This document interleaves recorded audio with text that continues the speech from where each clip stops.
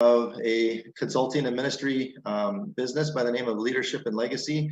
And I've been invited on the Fiat Ministry Network to visit with you this evening about a talk series. There'll be a series of 3 talks I'd like to visit with you about. And the overarching title for the series is Overcoming Satan and Evil in the World.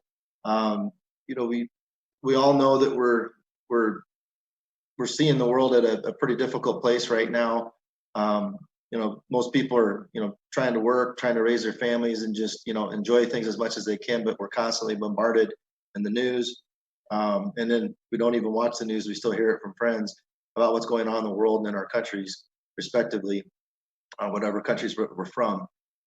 Here in the United States, which is where I'm from, we have plenty of news that's disheartening. And so one of the things I want to encourage people to do is not to be too discouraged. We know how this end plays out. We know that God wins in the end and Satan doesn't.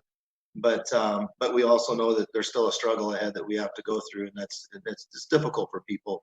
So my hope in this talk series is to encourage people to excuse me, in the first talk, to understand what Satan's plan is and why we are where we're at today, and give a little bit of history without getting too much in the weeds on how we've gotten to where we are.